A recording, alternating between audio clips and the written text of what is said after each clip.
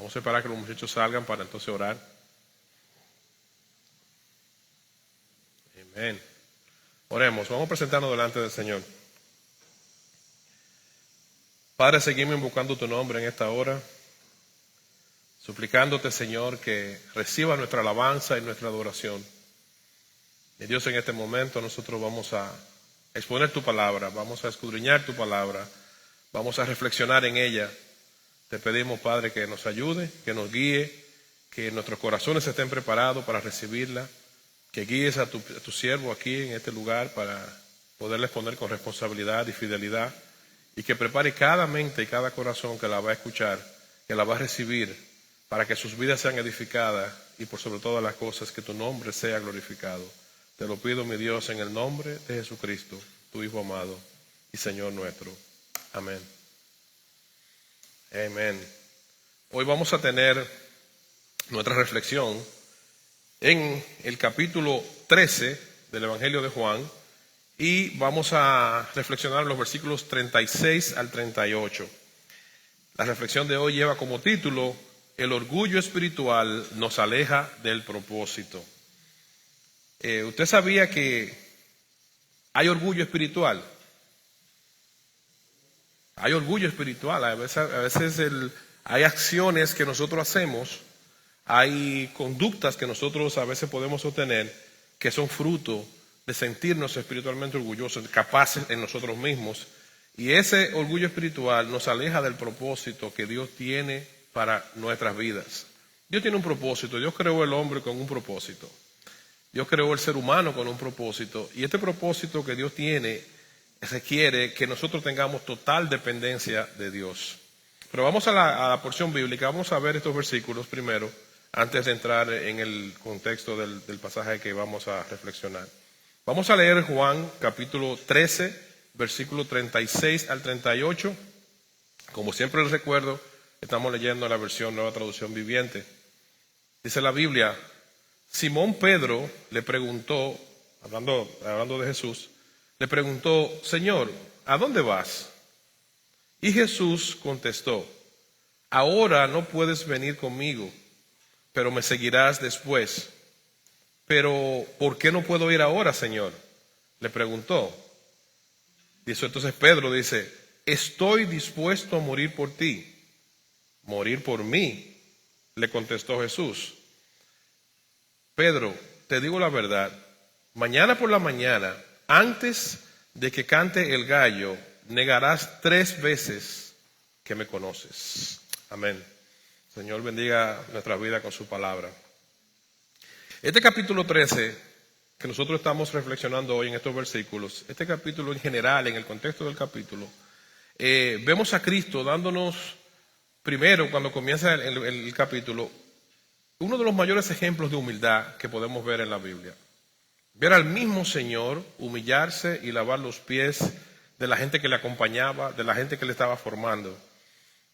En la cultura en la que se da el escenario bíblico de la historia de la Biblia, era una práctica la gente lavarse los pies después de venir de camino largo porque había mucho polvo.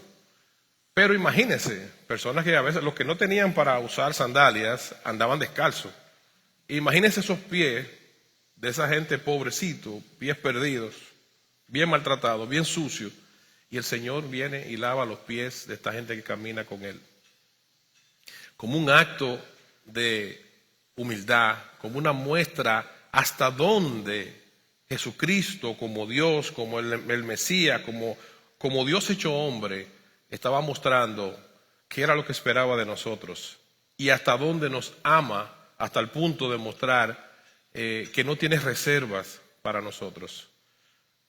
Que no tiene reservas para nosotros y de modelar qué quiere de nosotros. Jesucristo vino a la tierra, tuvo un ministerio terrenal y en ese ministerio terrenal modeló con su vida, con sus acciones, modeló lo que quería ver en cada uno de nosotros. Y comenzando este capítulo 13, el Señor hace esta muestra de humildad que nos deja a nosotros un ejemplo a seguir.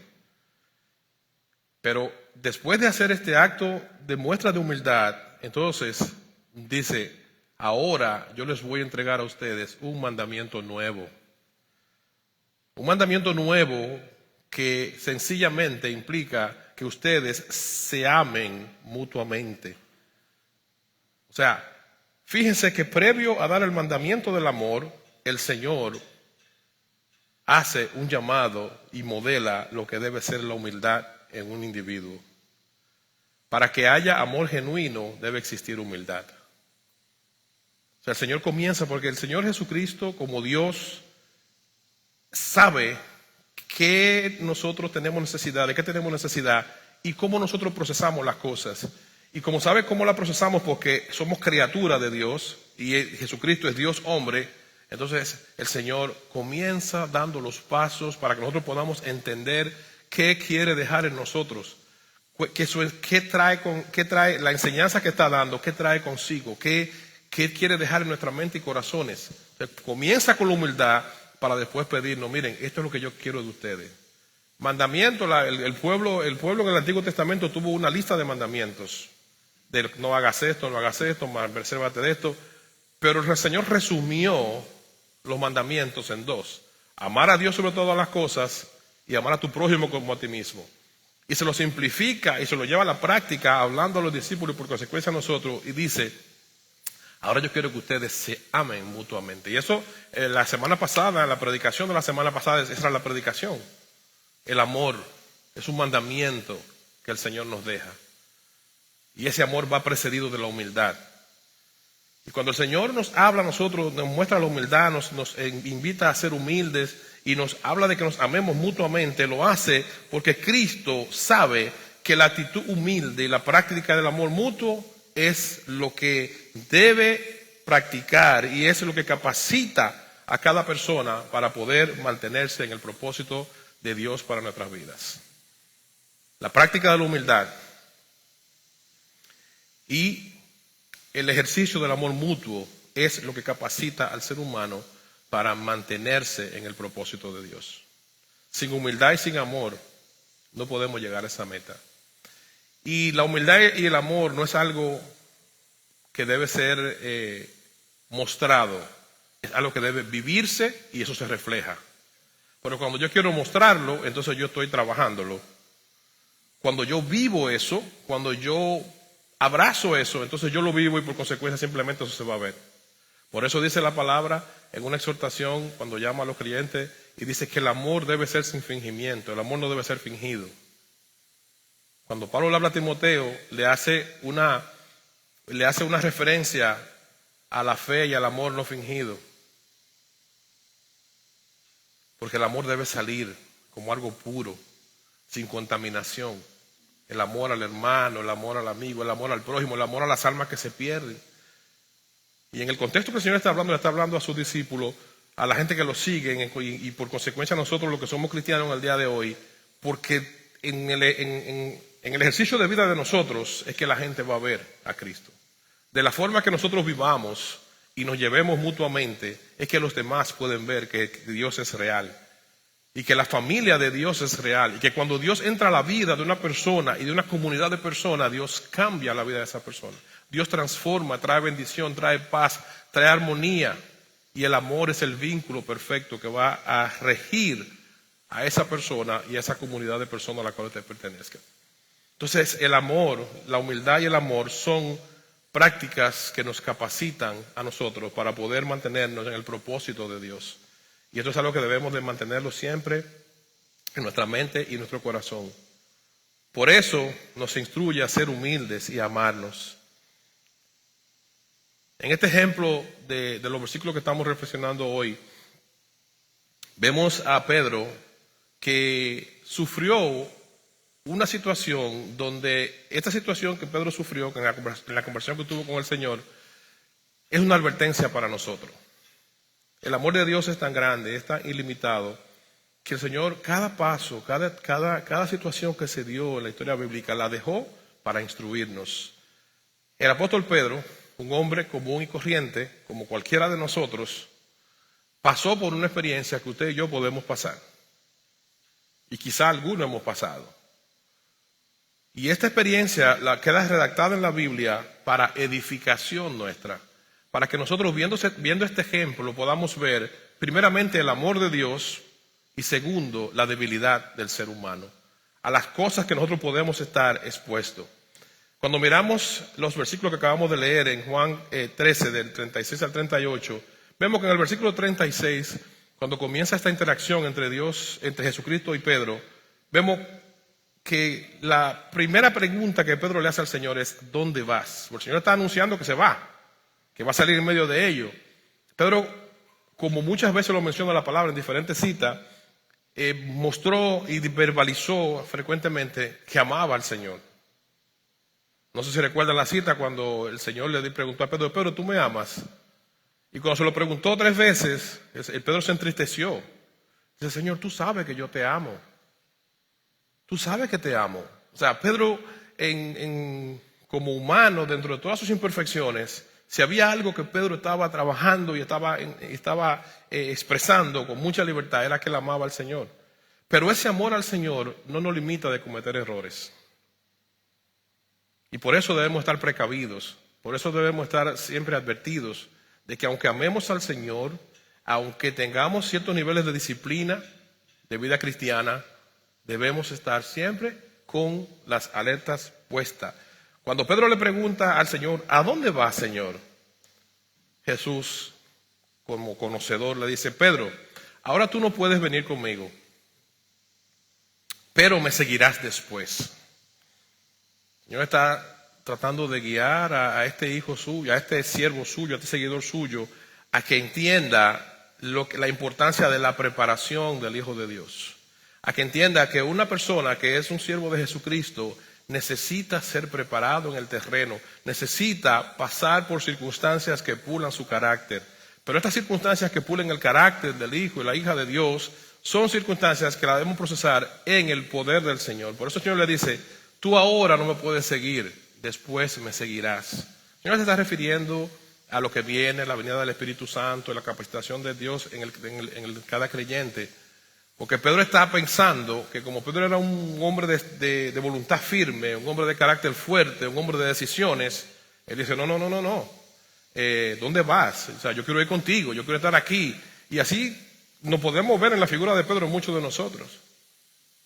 Personas con una personalidad, una determinación. No, yo voy a hacer esto, yo voy a hacer aquello. Y podemos entrar en muchos errores haciendo eso, cuando obviamos a Dios. Aquí hay principios que yo quisiera invitarle a que lo veamos por unos minutos. Y es que podemos ver a un Pedro que, por lo que la Biblia dice, está mostrando una buena intención. Quiere seguir a su maestro, quiere seguir a Jesucristo. Él quiere: Señor, pero si tú te vas, yo me quiero ir contigo. ¿A dónde tú vas? Nada de malo con querer al Señor. O sea, él no quería separarse de su maestro, él no quería separarse del Señor. Ahora, Pedro tenía que ser moldeado. Pedro tenía que aprender.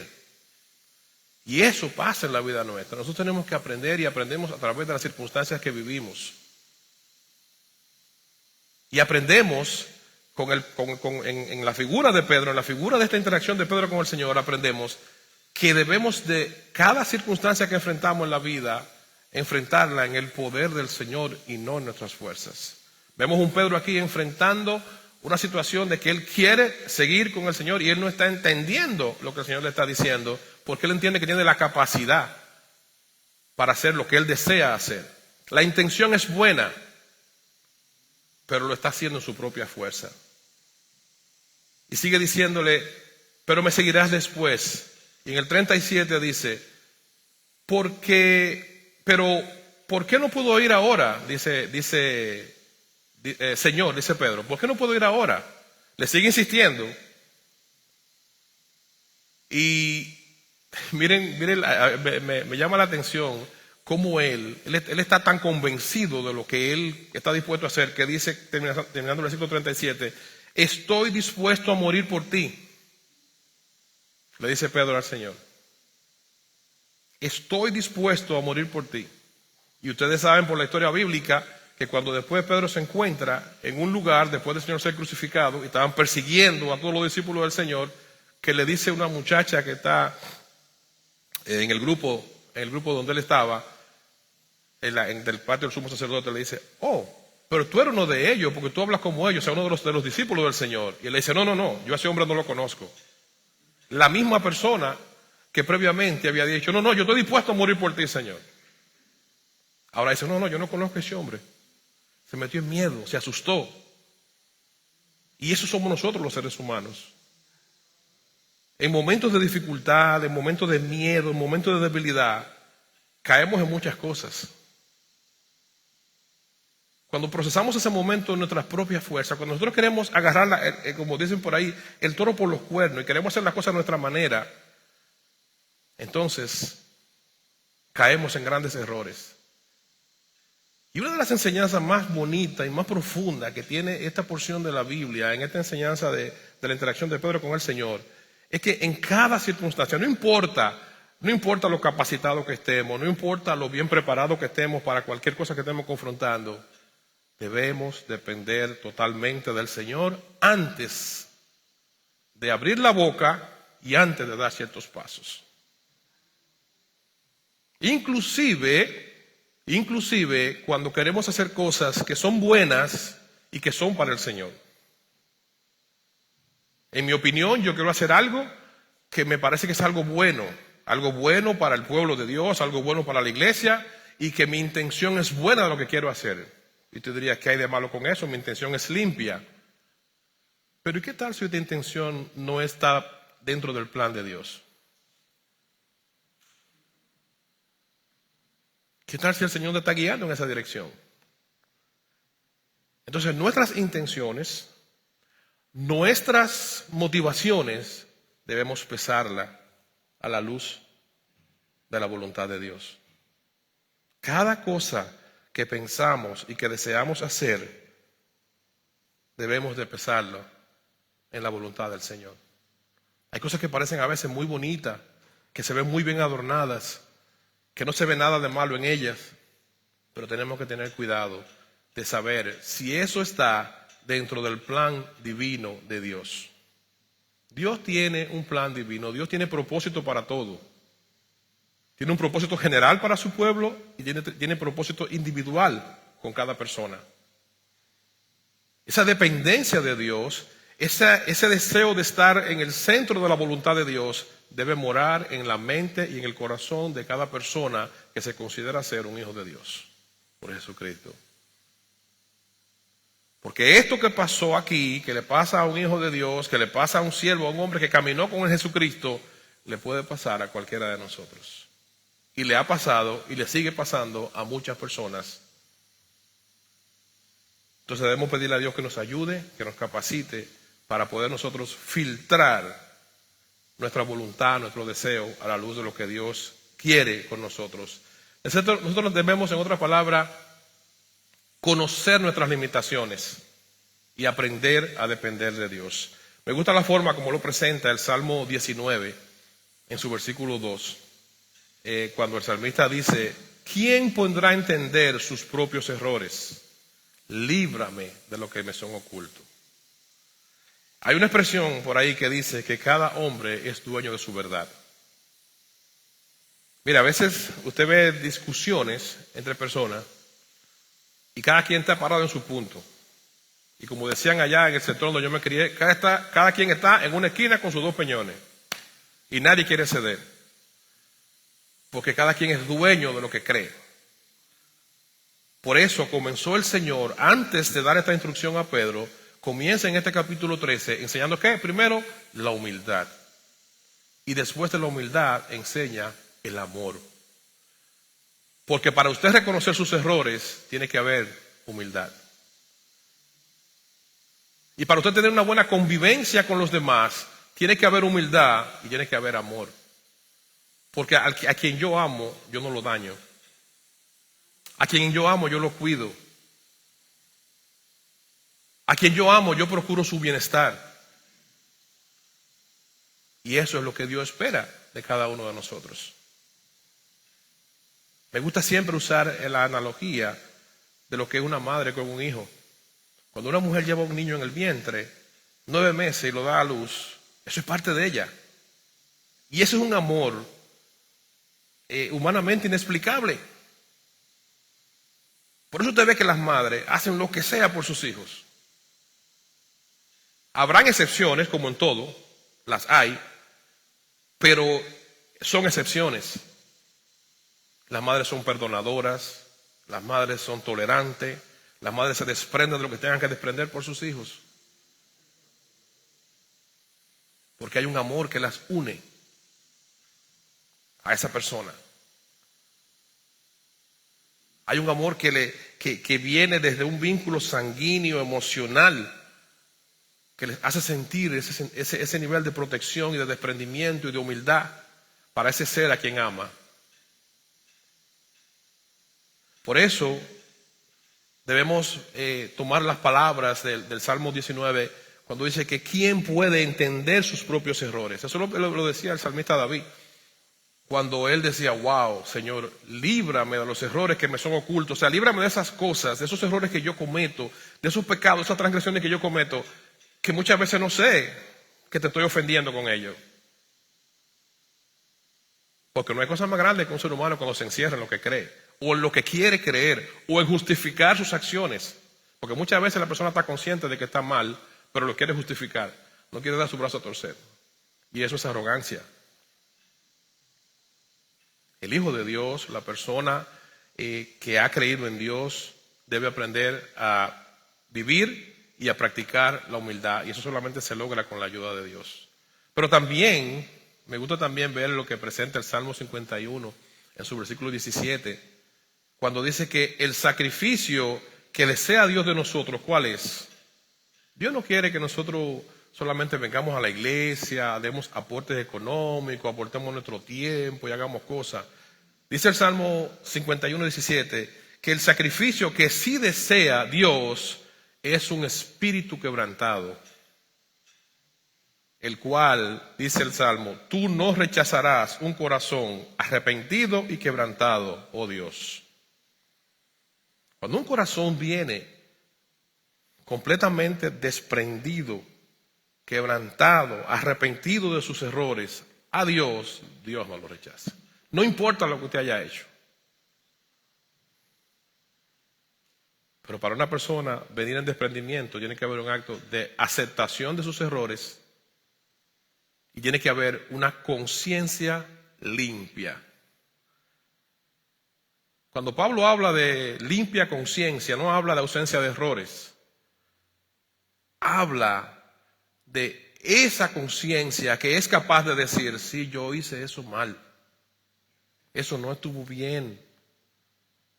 De reconocer a dónde fallamos, de reconocer con las cosas que luchamos, de reconocer con las cosas que ofendemos a Dios, de reconocer las cosas que nos dañan a nosotros y que dañan a otros.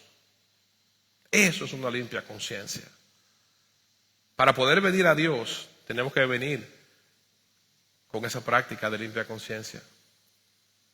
Porque ¿cómo yo puedo acercarme a Dios si yo mismo tengo un reguero de cosas que no quiero soltar? Si tengo un reguero de cosas donde yo quiero acercarme a Dios en mis términos, no en los términos que Dios establece en su palabra. Entonces no puedo tener el favor de Dios, no puedo tener un acercamiento a Dios porque no estoy siendo desprendido, no estoy siendo humilde para reconocer mis errores. A veces yo sé que, principalmente para las personas de voluntad muy firme, es difícil, porque a personas de voluntad muy firme se le hace trabajoso a veces ceder.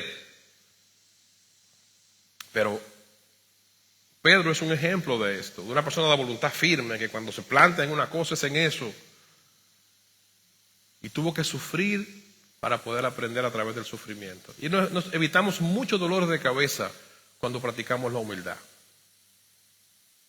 Cuando practicamos la humildad nos evitamos muchos dolores de cabeza. Por eso Jesucristo nos dice a nosotros, para que sepamos que esa actitud no nos lleva a ningún lado, en el libro de Juan, en su capítulo 15, versículo 5, dice, yo soy la vid, o sea, yo soy el de donde vienen los frutos. Y ustedes son las ramas, o sea, la vid era donde se produce la uva. Los que permanecen en mí y yo en ellos producirán muchos frutos. ¿Por qué? Porque el que permanece en Cristo y Cristo en él tiene frutos en su vida, lleva frutos de bendición para su vida y para los demás. Porque concluye este versículo 5 de Juan 15 diciendo, porque separados de mí nada pueden hacer. No que usted no va a hacer cosas, usted va a hacer cosas, pero cosas infructíferas. Fuera de Jesús. ¿Y qué es estar en Jesús? ¿Qué es estar dentro de lo que Dios quiere? ¿Qué es estar en Jesús? ¿Qué es no estar fuera? Es mantenerse en el propósito y en la voluntad de Dios.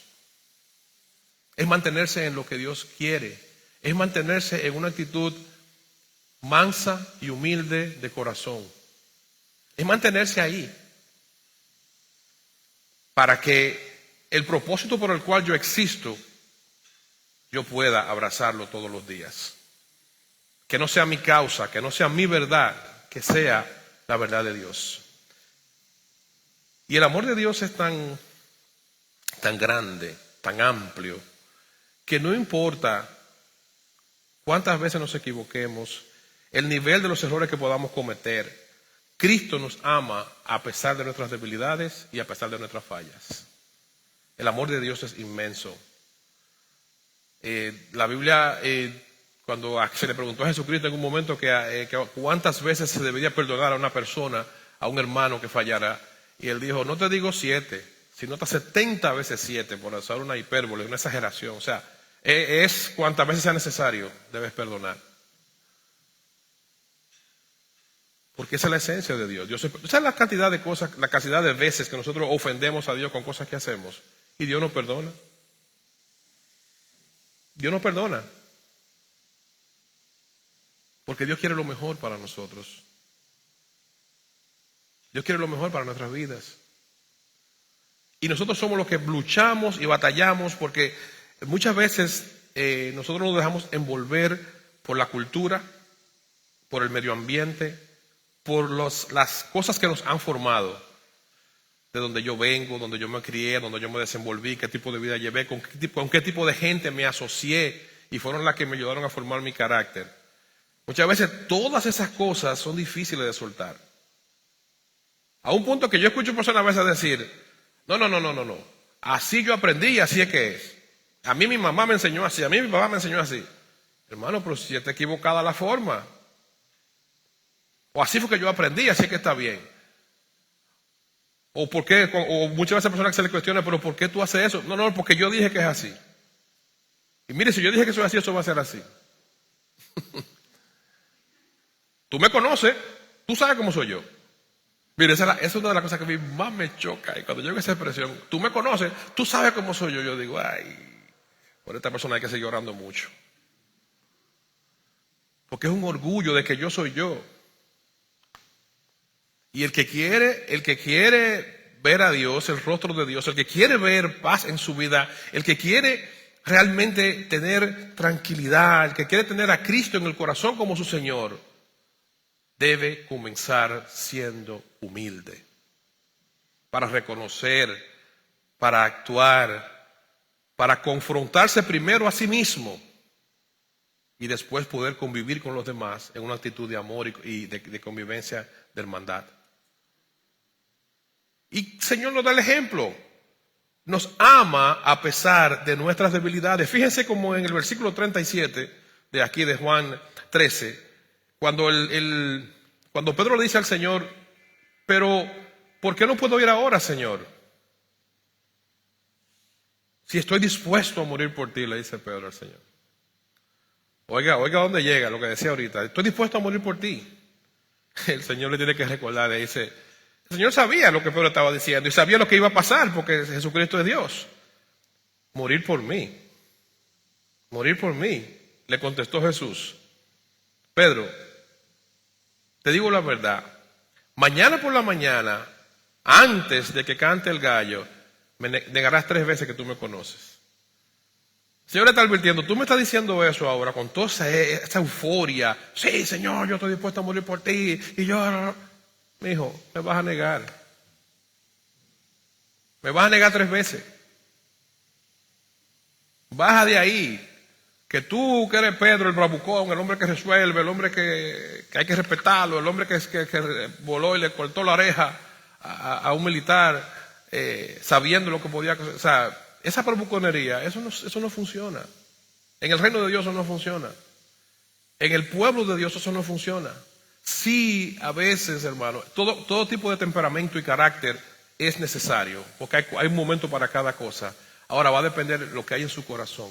Va a depender cómo usted descanse en ese tipo de actitud, en ese tipo de forma que usted tiene.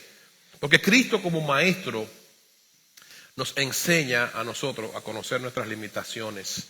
Cuando nosotros realmente queremos buscar el rostro de Dios, cuando nosotros queremos realmente conocer a Jesucristo como nuestro Señor, Cristo nos enseña nuestras limitaciones y nuestra necesidad de Dios. Por eso es que en su conversación con Pedro, él le hace la pregunta: Pedro, tú dices que vas a morir por mí. Morir por mí. ¿Tú sabes lo que está diciendo? Si ya el Señor sabía lo que iba a pasar. Por eso dice la Biblia que Pedro se entristeció sobremanera. Cuando llegó ese momento que Pedro lo confrontan y tiene que decir que él no conocía al Señor, pues rápidamente viene a su mente, viene a recordarse de que el Señor se lo advirtió. ¿Cuántas veces nosotros salimos con el pecho erguido, con planes y cosas, que tenemos el nombre de Dios en la punta de la boca, pero lejos de nuestra mente y corazón? Y cuando llega el momento de la verdad, comienza la patinadera. Comienza la hora de la verdad. Donde yo me encuentro, espérate. La cosa no era como yo la estaba hablando. Depender de Dios tiene que ser un día a día, un minuto a minuto, porque el Señor se compadece de nosotros. Así como el Señor enseña aquí, no solamente porque el Señor no solamente nos está enseñando a Pedro en esta circunstancia, nos está enseñando a todos los creyentes que íbamos a estudiar la Biblia y le vamos a escudriñar a través de la historia. Lo que pasa con una persona cuando no descansa su poder en el Señor. Cuando mi dependencia de Dios, yo no la tengo como puesta en el lugar que debe estar, y cuando yo no reconozco mis limitaciones. Hay muchas personas que cometen muchos errores, traen problemas para su vida y problemas para la vida de otros por no reconocer sus limitaciones. En el plano espiritual, en el plano secular, en todos los planos. Cuando usted no reconoce sus limitaciones y es una persona impetuosa que le quiere dar para adelante a lo que usted se propuso en su cabeza, hermano, eso trae problemas no solamente para usted, sino también para su entorno. Y a veces la consecuencia de esos problemas son no solamente para la persona inmediata que está a su alrededor, sino también hasta para terceras y cuartas personas que están alrededor suyo. O sea, que Dios nos ayude a reconocer nosotros nuestras limitaciones y nuestra dependencia de Dios. Porque cuando vemos esa palabra de Pedro que dice que está dispuesto a morir por el Señor, vemos un orgullo, una confianza de que él entendía que sí, que él podía. No. Yo muero por ti, Señor. ¿Cómo que? No, yo estoy dispuesto a morir. Yo siempre, hermano, me gusta compartir. Yo lo practico y siempre le pido al Señor: ayúdame a serte fiel, Señor. Señor, ayúdame a serte fiel. Porque en mi debilidad humana, ¿quién mejor que yo la conoce? La conozco. Y cada vez que yo sé que en algo yo puedo serle infiel al Señor, usted me ve patinando, espérate.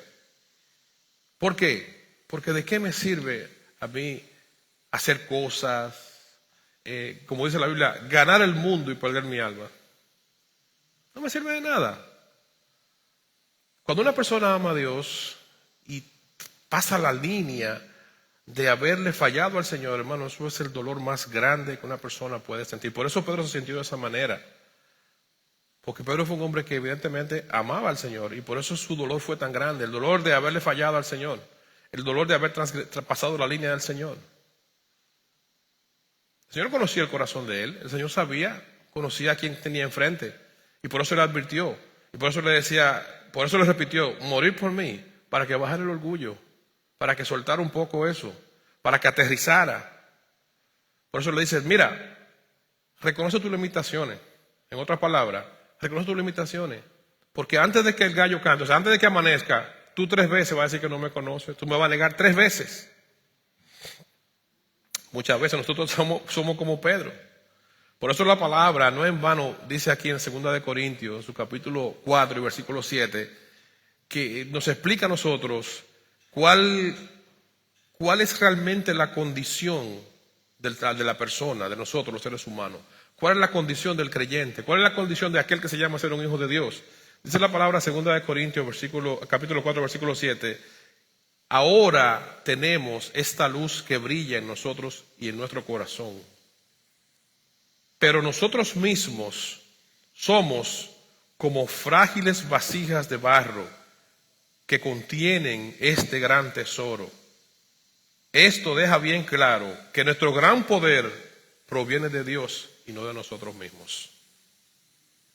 Otra versión de Biblia, la Reina Valera, dice que tenemos este tesoro en vasija de barro. O sea, lo que quiere decir es que nosotros no tenemos el mérito para que el poder de Dios esté en nosotros. Cuando nosotros podemos tener capacidad, autoridad espiritual, la tenemos por el poder de Dios en nosotros, no por nosotros mismos. Y eso no se logra con capacidad humana. Nosotros no podemos hacer cosas humanas en la carne. La vida espiritual de un hijo de Dios es lo que te mantiene vivo. Cuando tú no tienes comunión con Dios, cuando tú no tienes una práctica de disciplina espiritual, de acercarte a Dios, de estudiar la palabra, de orar, tú estás espiritualmente seco.